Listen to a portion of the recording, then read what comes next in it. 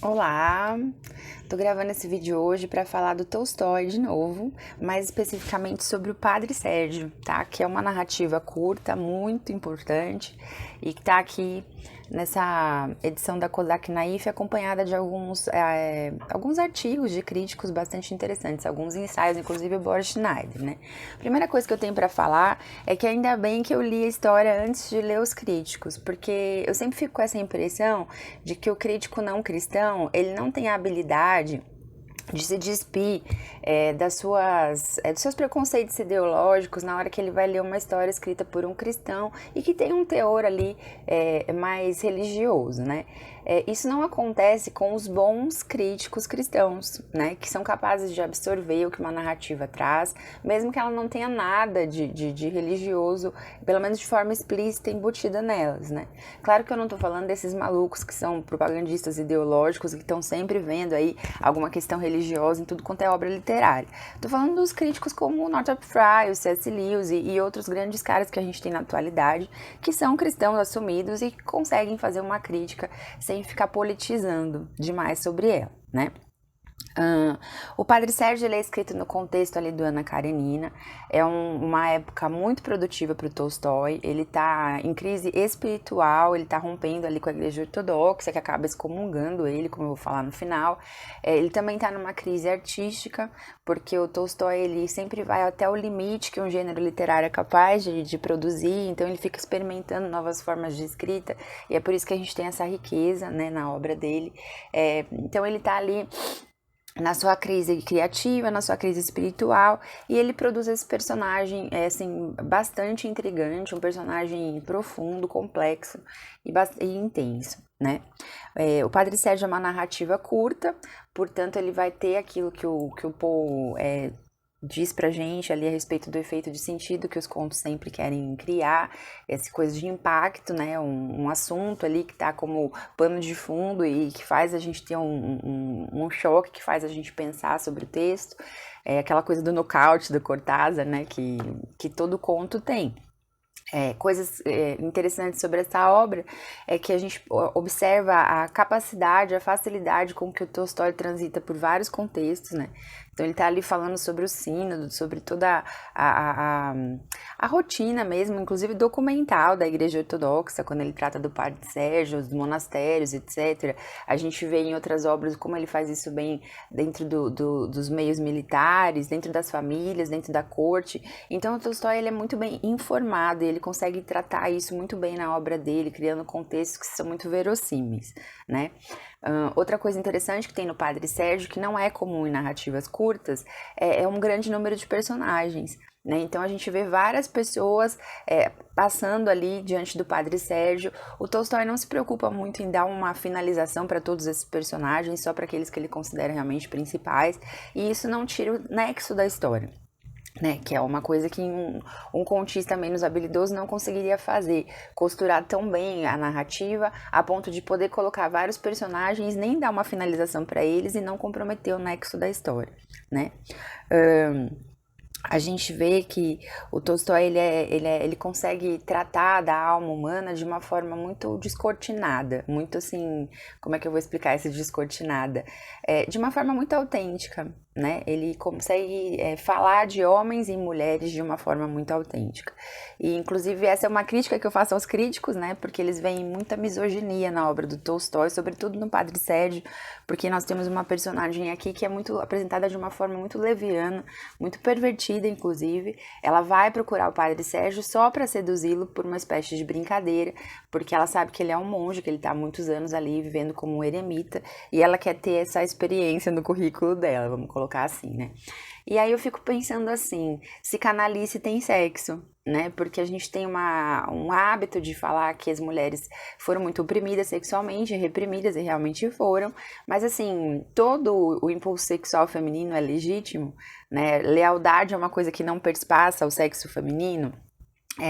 É considerado uma coisa louvável uma mulher desrespeitar as escolhas de um homem e sair dizendo que isso aí é feminismo, né? Porque se para ser uma mulher livre eu tenho que ser igual ao pior dos canalhas masculinos, então o que eu tô sendo, na verdade, né? Então eu acho assim que questões como respeito ao outro, fidelidade, ter domínio próprio sobre os meus impulsos, isso daí não tem a ver com gênero, isso daí tem a ver com caráter, né? Então uma pessoa que sai, trai um casamento, é infiel, ou uma pessoa que não respeita as opções religiosas e morais do outro, porque olha, eu tenho um desejo e eu quero que ele seja satisfeito, isso daí não tem a ver com ser uma mulher livre, isso daí tem a ver com ser uma mulher canalha, né? Então canalice não tem sexo. Então eu discordo que o Tolstói aqui esteja colocando as mulheres de uma forma misógina.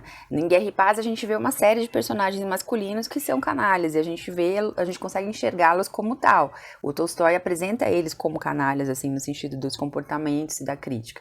Então eu não acho que Tolstói é misógino, pelo menos não aqui no Padre Sérgio, em Ana Karenina ou em Guerra e Paz, que são os textos que eu li mais, ou talvez no Diabo a gente vê a mulher mais representada como essa coisa de tentadora e sedutora, mas essa mulher também tem um comportamento canalha, no sentido de que ela também é casada e trai o marido, etc, né? Então, não sei. Falando sobre o Padre Sérgio em si. O Padre Sérgio é um homem que tá noivo e ele tem uma decepção com essa noiva quando ele descobre que ela não é mais virgem, que ela já foi amante do príncipe, inclusive um príncipe que ele admira muito.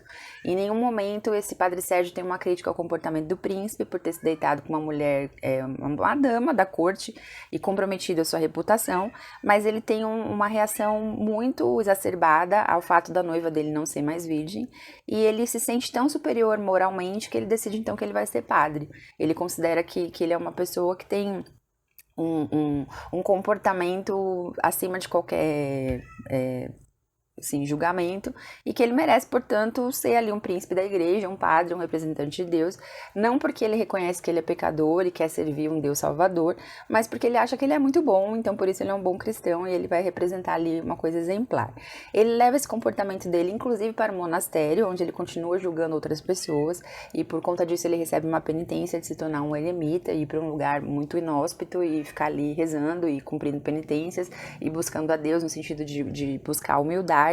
É lá que ele vai encontrar, inclusive, essa mulher sedutora, e ele ali tem uma cena que eu não vou contar porque eu quero que vocês leiam o conto, mas que é bastante forte, assim, no sentido dele tentar dominar os seus desejos, e que estão sempre à flor da pele, né, porque como ele acha que ele não pode pecar, o pecado está sempre diante dos seus olhos, né, e é muito difícil para ele conter essa parte da sexualidade, obviamente, desde o início isso é um problema para ele, né.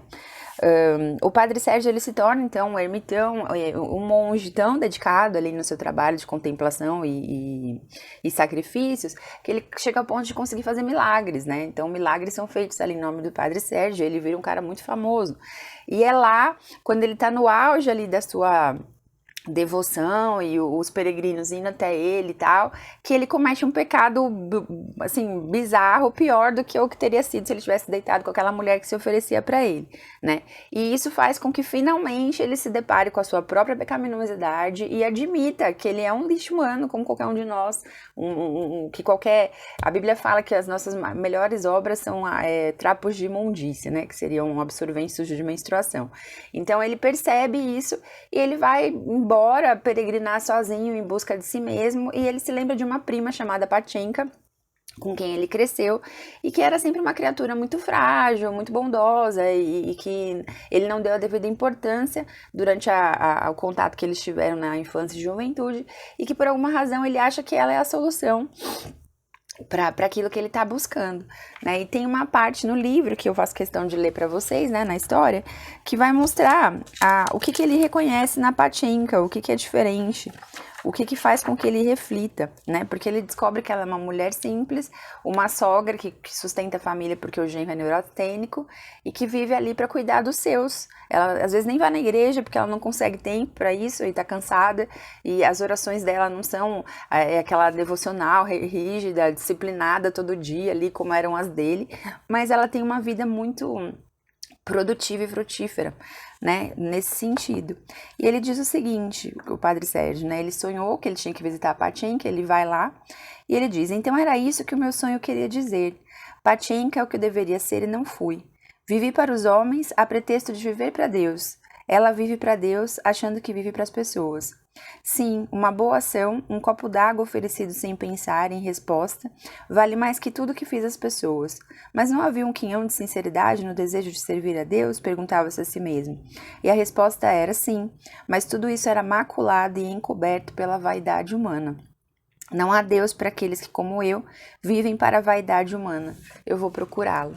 Né? Se a gente lembrar que quando a gente estiver diante de Cristo lá, ele vai falar pra gente, os que forem recebidos, né? Quando eu tive sede, você me deu de beber. Quando eu tive fome, você me deu de comer.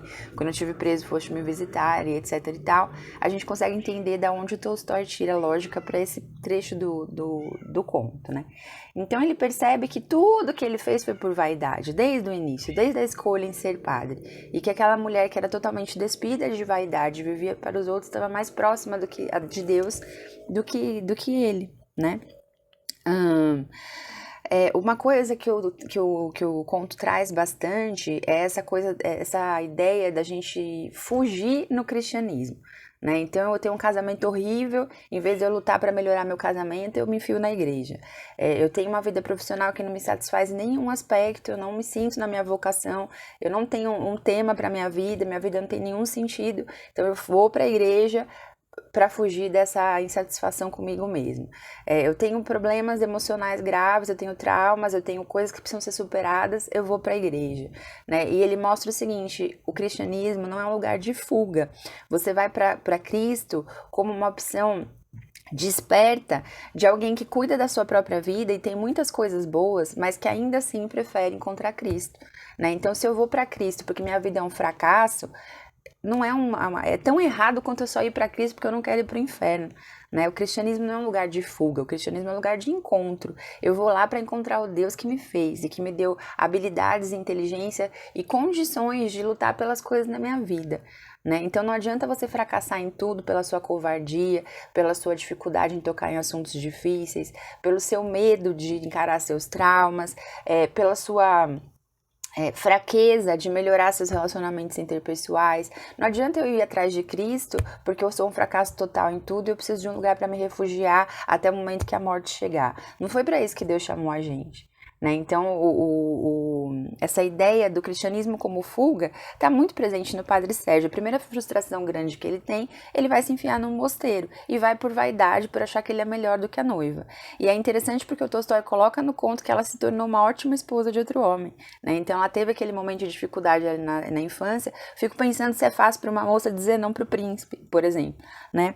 Mas o fato é que ele não dá nem a chance a ela de se explicar. Ele se coloca nesse patamar de superioridade moral e vai embora, né? A gente assistiu um filme também esses dias que casa perfeito com essa ideia. É um filme francês chamado Aparição, tá disponível lá na Amazon Prime, e que fala da experiência de uma jovem de ter visto a Virgem, né? E, portanto, ela sai testemunhando a mensagem que a Virgem deixou para ela, e ali formas peregrinas, as pessoas em busca de orações e de milagres e querem construir uma igreja e tal. E aí no fim do filme a gente descobre que é uma grande farsa, né? Que na verdade não foi essa moça que está se tornando uma devota, uma beata que fica ali em oração, passando fome, fazendo jejum, conclamando os povos à oração, quem teve uma grande revelação. Foi a melhor amiga dela, que na verdade não tinha nenhuma vocação religiosa, que queria se casar e ter filhos e que portanto foge, né? E essa amiga assume a identidade da pessoa que teve a visão da Virgem e opta por esse caminho de contemplação, sacrifício e penitência, como um sacrifício pela amiga, né? Então ela fica famosa e tal, enquanto a outra vai viver no campo de refugiados, ajudando pessoas, se casa e tem filhos e vive para os outros, né? Então é perfeitamente isso que a Pachenka traz aqui na história do Tolstói. É uma pessoa que pensa primeiro no próximo, né? E a Bíblia é tão clara a respeito disso. O verdadeiro cristianismo não está em se esconder atrás de dogmas, doutrinas e placas de igreja, contemplação, orações repetitivas, jejuns vazios, penitências no sentido de eu me tornar santo, de eu me tornar beato. O simples fato de você querer se tornar um santo já mostra como você é vaidoso, porque na Bíblia fala que todos nós somos pecadores, né? Destituídos estamos da glória de Deus. Então, tanto o livro, né, o conto Padre Sérgio, quanto o filme Aparição, trazem pra gente essa grande mensagem de que o cristianismo está na vida real, não está numa vida imaginária, sobrenatural, fantasmagórica, né, transcendental. Cristo não fazia isso, Cristo ia pro meio dos pecadores, ele pregava, ele curava, ele multiplicava o pão, ele lidava com as necessidades e com a miséria real da vida humana. Né? O milagre que ele fez foi em virtude da gente não poder ser resgatado por causa dos nossos pecados, mas dele poder nos resgatar por causa da sua santidade. E a sua santidade perspassava pela relação real com os seres humanos reais, atendendo necessidades reais. Né? Isso é muito importante. No final dessa edição da Kozak Naif, a gente tem a carta do Tolstói ao sínodo dele, quando ele foi excomungado, né? E aí ele vai falar o seguinte, ele fala assim, que ele considera todos os sacramentos uns sórdidos e grosseiros sortilégios, sem conformidade com a compreensão de Deus e contra o ensinamento cristão, além de serem uma transgressão direta aos preceitos do Evangelho. Ele fala, acredito no Deus que entendo como espírito, como amor, como começo de tudo. Acredito que ele esteja em mim e eu nele. Acredito que a vontade de Deus está expressa da forma mais clara e mais compreensível no ensinamento do Cristo o homem, mas considero o maior sacrilégio tomá-lo por Deus e dirigir orações. Aqui ele parece um pouco um testemunho de Jeová, né? Acredito que o verdadeiro bem do homem é o cumprimento da vontade de Deus, a vontade de que as pessoas se amem umas às outras e, em consequência, ajam umas com as outras como gostariam que agissem consigo próprias, como foi dito no Evangelho, que é a única lei ao lado dos profetas. Acredito que a vida de cada homem só tem sentido, portanto, na ampliação do amor, que essa ampliação do amor conduz cada homem a um bem cada vez maior nessa vida, concede após a morte um bem tanto maior quanto maior for seu amor, e ao mesmo tempo contribui para o estabelecimento do reino de Deus nesse mundo, isso é, daquele sistema de vida no qual as discórdias, embuches e violências agora reinantes serão substituídas pela livre concórdia, pelo amor verdadeiro e fraternal entre as pessoas. Acredito que para o sucesso no amor há apenas um meio, a oração. Não a oração pública nos templos, diretamente proibida por Cristo em Mateus 5, de 5 a 13, mas a oração cujo exemplo nos deu Cristo, solitária, que consiste na reconstituição e na consolidação, na própria consciência de cada um, no sentido da vida e da sua dependência apenas da vontade de Deus.